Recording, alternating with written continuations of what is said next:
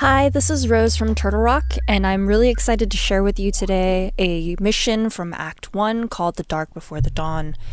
In this particular part of the mission, you are delivering supplies to the diner. A teammate will need to pick up the supply crate in order to help deliver it. You'll be working together to both defend and deliver these supplies.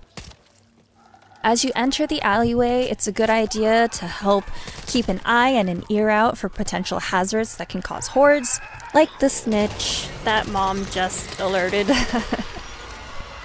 In addition to ridden hazards that can call hordes, we do have environmental things such as alarm doors, and in this case, this gate that you have to open. Tall boys are some ridden variants that you will see in hordes as well as out in the world. They have a squishy right shoulder that you can easily identify by the glowing weak spot. So the team is now just about to make their way through the gate that they opened. Passing through here is a little bit tricky.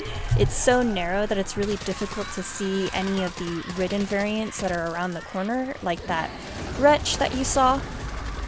And in addition to ridden hazards, there are also things like the exploding red barrels that can be set off.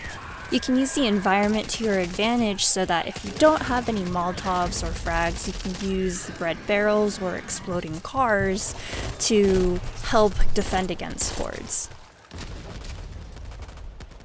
The team is currently making their way into the tire shop, and what I really like about this area is that the common ridden can both climb over the fence and crawl underneath the slightly open garage doors.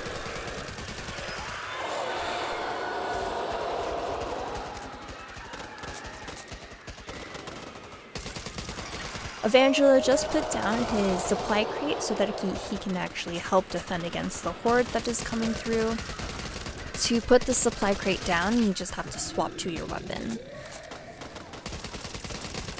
Mom is using this particular corner of the garage to her advantage to help deal with the hordes.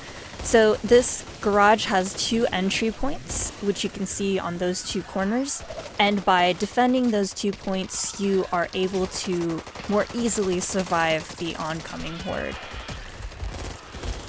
The Reeker that you just saw doesn't actually have a weak spot, making him a little bit more difficult to identify. The Stalker, on the other hand, had a weak spot on her head, making her a little bit more easily identifiable in the horde. So just outside the tire shop is the entryway to the diner. There are plenty of supplies such as propane tanks and ammo crates, and sometimes you will get an occasional weapon crate as well too. It just really depends on whatever the director wants to throw at you for this chapter. The final task that the team of cleaners have to complete is to defend the generator and the diner from the oncoming waves of ridden. Thank you all so much for joining me. My name is Rose, and I'm the community manager here at Turtle Rock. We hope you enjoyed this sneak peek of The Dark Before the Dawn, and don't worry, we have plenty more to show you when we launch Back for Blood on October 12th.